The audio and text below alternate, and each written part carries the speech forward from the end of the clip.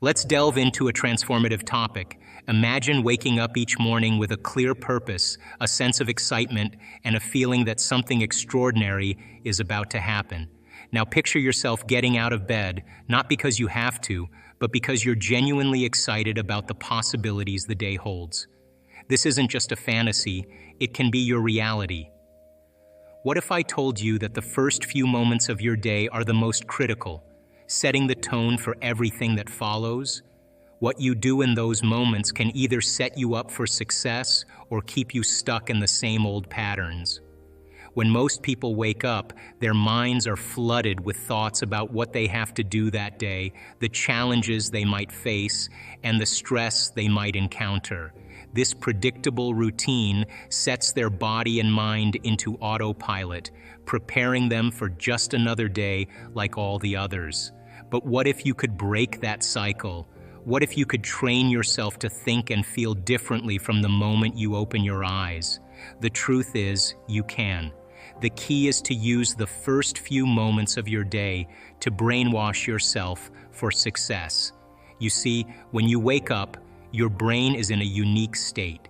You're transitioning from the slower brainwave states of sleep, theta, and delta into the more active states of alpha and eventually beta. This is a precious window of time where your mind is highly suggestible, more open to new ideas, and less resistant to change. Most people waste this time by immediately checking their phones, thinking about their to-do lists, or reliving past experiences. But if you want to create a new reality, you need to do something different. The first thing you should do in the morning is to set your intention for the day.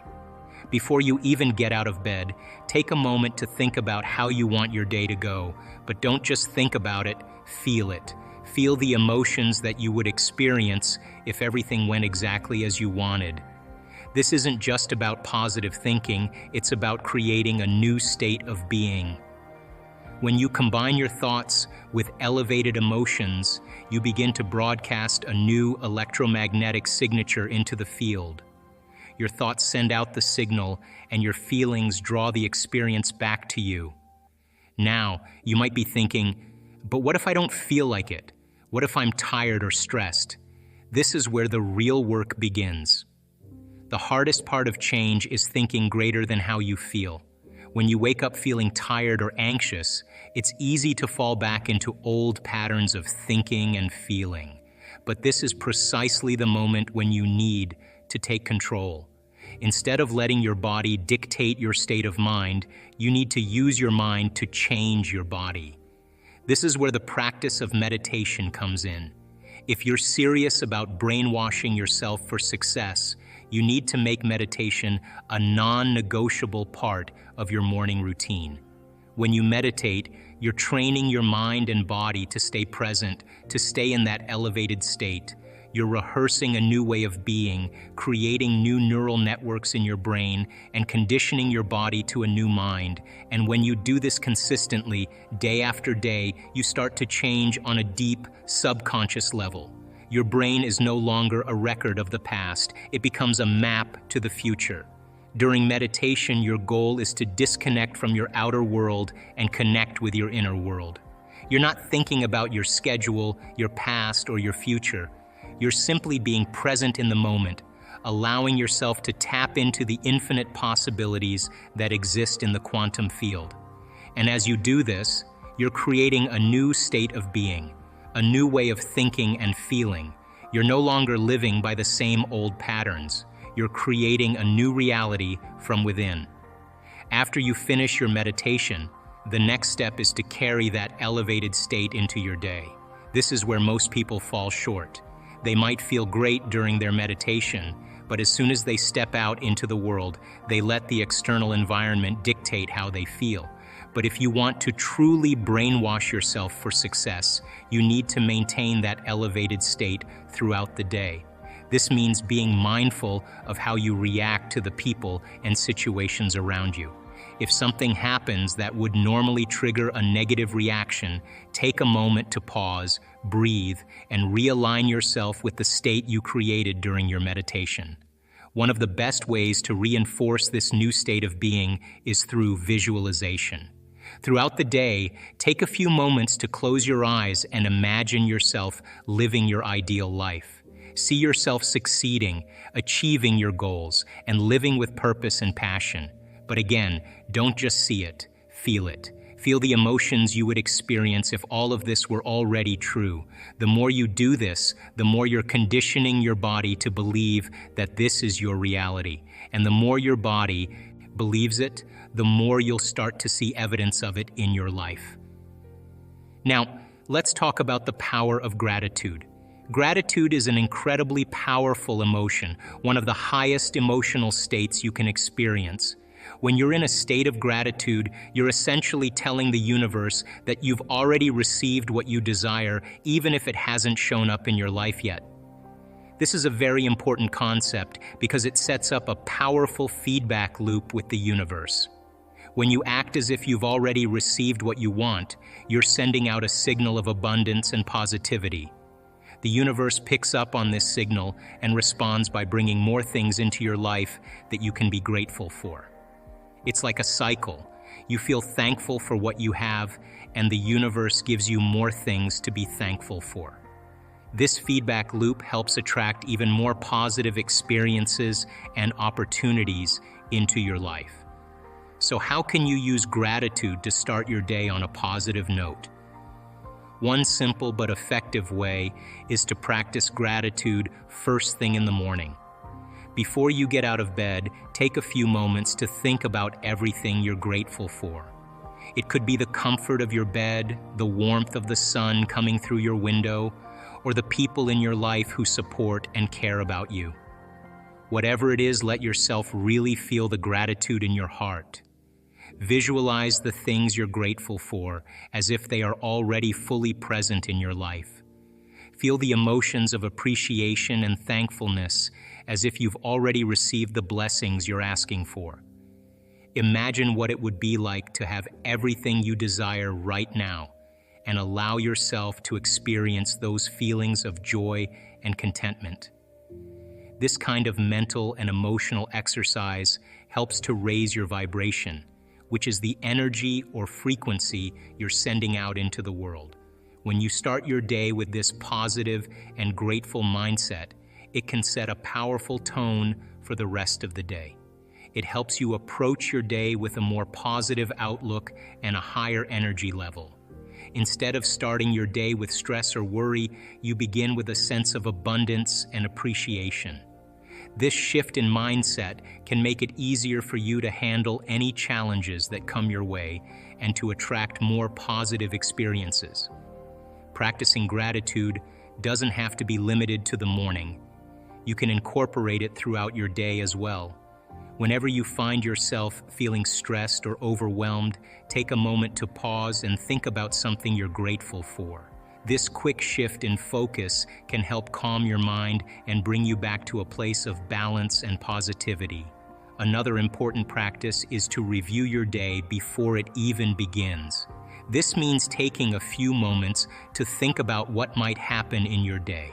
Consider the challenges you might face and the people you might interact with. Think about how you want to respond to them, but don't stop at just planning your day. Go a step further and rehearse it in your mind. Imagine yourself handling every situation with grace, ease, and confidence.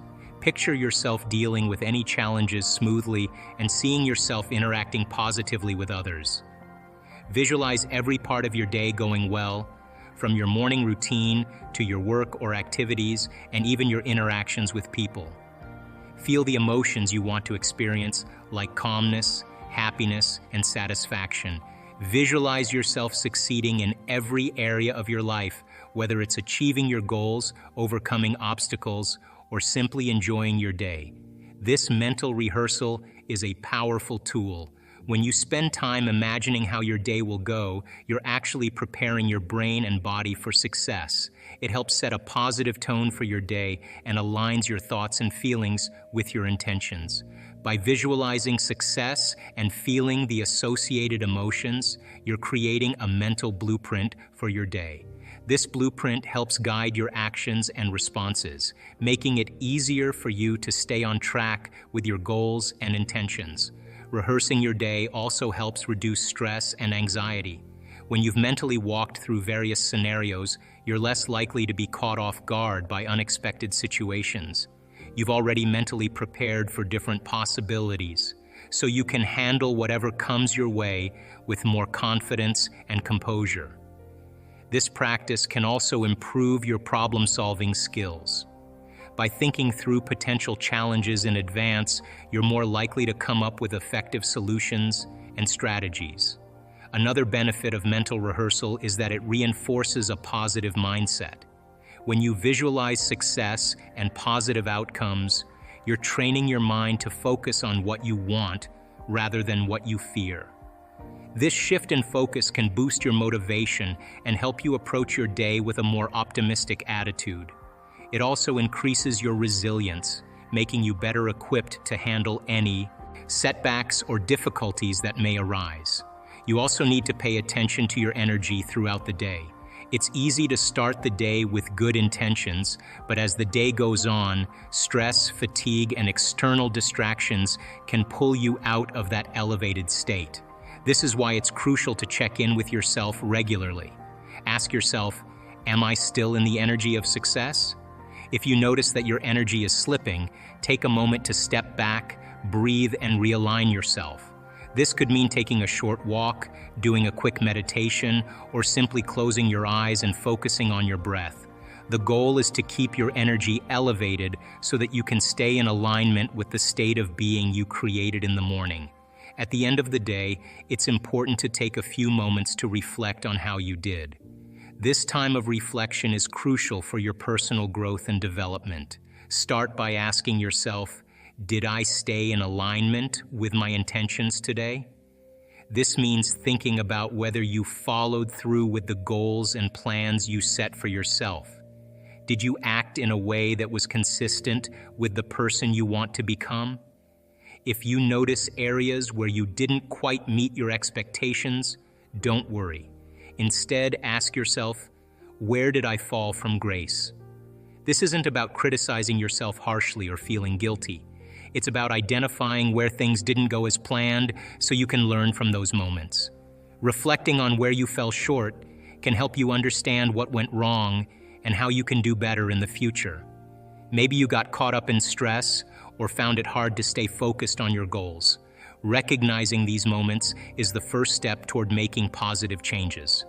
Once you've identified where you didn't quite succeed, think about how you can improve. Ask yourself, how can I do better tomorrow? This is about planning for a better tomorrow by setting new intentions or adjusting your approach based on what you've learned today. This process of reflection is not meant to make you feel bad about yourself or to focus on your mistakes. It's about learning and growing. Everyone has days when things don't go as planned, and that's okay. What matters is how you respond to those challenges. By reflecting on your day, you become more aware of your thoughts, feelings, and actions. This increased awareness helps you understand yourself better and allows you to make conscious changes in your behavior.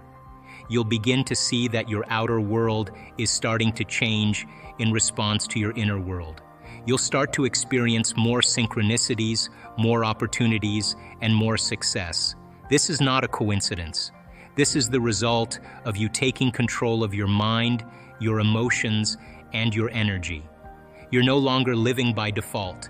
You're living by design. So if you want to brainwash yourself for success, start by taking control of the first few moments of your day. Set your intention, meditate, visualize, express gratitude, and rehearse your day. Stay mindful of your energy and reflect on your progress. Do this consistently, and you'll start to see changes in your life that you never thought were possible. You'll start to realize how powerful you truly are, and you'll begin to create a life that is aligned with your highest potential. Success is not something that happens to you. It's something that you create from within. It starts with your thoughts, your feelings, and your energy. And it all begins in the first few moments of your day. People to get to that point. But if the person's doing the vision board and they're saying, when I get my new car, I get my new house, I get my new relationship, then I'm going to feel so great. Well, then they're back to the program, waiting for it to happen, for them to feel the emotion. They're believing their outer world has to change in order for them to feel better. There's no effect of drawing the experience to you that way. So the person has to use those tools to get them into the emotional state for them to feel like it's already happened. Now think about this. If you get up from a creative process and you feel grateful, you feel a love for life, you feel a joy for existence, you feel a passion for the moment, you will not be looking for your future because you'll feel like it's already happened. It's the moment that we start feeling those self-limiting emotions, that we feel separation, and then we start looking for it again. Well then, if you're waiting, you're not creating, you're in separation again. So then, whatever it takes for you to move into a state of being. And what is a state of being? Thoughts are the vocabulary of the brain. Feelings are the vocabulary of your body. How you think and how you feel creates your state of being. So then, if you wake up in the morning and you come back to your senses with a clean slate, and you say, I don't feel anything, and you say, well, let me start thinking about all the problems in my life. Well, all those problems are connected to different people or different objects or things at different times and places. The moment you remember your problems, a memory is a record of the past. You're thinking in the past. Every one of those problems has an emotion associated with them. So all of a sudden you start feeling unhappy, you start feeling bitter, you start feeling frustrated. So now your body's in the past. So then most people then create a state of being that's connected to their past. The same behaviors create the same experiences, and the same experiences produce the same emotions, and those very same emotions drive the very same thoughts. And your biology, your neurocircuitry, your neurochemistry, your neurohormones, and even your genetic expression is equal to how you think, how you act, and how you feel. And how you think, how you act, and how you feel is called your personality. And your personality creates your personal reality. That's it. So then, if you wanted to create a new personal reality, a new life, then you would have to start thinking about what you've been thinking about and change it. You would have to become aware of your unconscious thoughts and observe them. You would have to pay attention to your automatic habits and behaviors and modify them. And you would have to look at the emotions you live by every single day that are connected to your past and decide if those emotions belong in your future. You see, most people try to create a new personal reality as the same personality, and it doesn't work. You literally have to become someone else. And you are here this week to learn vital information about creating a future and be defined by a vision of the future instead of the memories of the past. Because if you are not defined by some vision that is bigger than you and you are not passionate about that vision, then you are left with the old hardware of the past in your brain and you will be predictable in your life. So would you agree then? New thoughts, new information should lead to new choices. New choices should lead to new behaviors. And new behaviors should create new experiences. And new experiences should produce new emotions. And those new emotions should drive new thoughts. And that's called evolution. So if your brain is a record of the past and you don't have a vision of the future, then you are living in the past. And you will never arrive at that new future. Now there's another potential for you to exist free from the chains of the old self. That potential exists right now. Now where you place your attention is where you place your energy. So you want that energy to move right to the top of your head. So then as you inhale, you bring that energy all the way up to the top. You keep following your breath. You lock all the way to the top. When you get to the top, now you hold your breath. And when you hold your breath, you contract those intrinsic muscles and you begin to lift those muscles up and you begin to compress those muscles, and you begin to push that cerebral spinal fluid up into your brain. So then why do I ask you to inhale and hold your breath? Now, this isn't inhaling and turning purple and pushing. If you're doing that, you're doing it wrong. It's a slow, steady breath, and you follow that breath all the way to the top, either to the top of your head, or you put your awareness on where that pineal gland is between the back of your throat and the back of your head. Now, when you inhale, that inhalation is very slow and very steady. It's not a big inhalation and pushing. It's a slow, steady breath, and you're contracting these muscles and coordinating it, and you're following your breath all the way to the top of your head. And when you get to the top of your head, I'm going to ask you to inhale a little bit more, and as you pull up, you're going to lock these muscles down even further, and you're lifting them up. Once you lift them up and you have your attention either on the top of your head or the space that your pineal gland occupies in space, I'm going to ask you to lock those muscles down and pump, squeeze, or push. And I want you to push that fluid up into your brain by squeezing the muscles. Not by holding your breath harder, but by squeezing those muscles. I want you to begin to pump that fluid and begin to compress up against your pineal gland.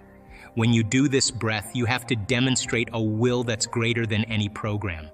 You have to find a level of intensity or a level of passion that's greater than the body as the mind or any addiction to any emotion. You have to be inspiration, the movement of energy. Don't be afraid of it. Just surrender into it. For some people, their body will do unusual things. That's information trying to be integrated into it. Don't be afraid of it. Just surrender into it. If your body does weird things, more than likely that's energy moving to your brain. If you have a lapse of consciousness or you all of a sudden find yourself on the ground, that's energy moving into your brain. It's happened to me numerous times. It's a sign that you're getting close or at least doing it correctly. Now where you place your attention is where you place your energy. So you want that energy to move right to the top of your head. Inspiration, the movement of energy. You have to find a level of intensity or a level of passion that's greater than the body as the mind or any addiction to any emotion. Don't be afraid of it. Just surrender into it. On a Sunday morning, while she was in the shower, her husband said goodbye to his 2 children, yelled something to her while she was in the shower, and then went to the tallest building in Amsterdam and jumped off the building and committed suicide. Now that is a stressful event, and when she got the news, she experienced all the emotions that people experience from something that's shocking and traumatic like that. She was suffering, she was in pain, she was resentful, she was guilty, she was confused, she was angry. She went through the whole gamut of emotions, and all of those emotions, by the way, are derived from the hormones of stress. So she has an event in her life. It changes her biologically. She doesn't know how to control her emotional reaction. It turns into a mood, one long emotional reaction. If you keep reviewing that event in your mind, you begin to produce the same chemistry in your brain and body as if the event was occurring. So her body is being conditioned to the past because she's reliving the experience 50 to 100 times in a day, and her body is beginning to believe it's in the same past experience over and over again. It ultimately goes from a mood to a temperament, and now people are asking her in her life, "Why are you so upset?" She tells the story, and she's basically saying, I am this way because of this event that happened to me 4 months ago. So then if we keep that going for extended periods of time, and those emotions are driving our thoughts, and we can't think greater than how we feel, our feelings have become the means of thinking. We're thinking in the past, and now we're stuck in our biology. So one day she wakes up, and she's completely paralyzed from her waist down. And she can't get out of bed, so they rush her to the hospital. They do MRIs, they do all the tests. They can't find anything significant with her, so they just diagnose her with neuritis.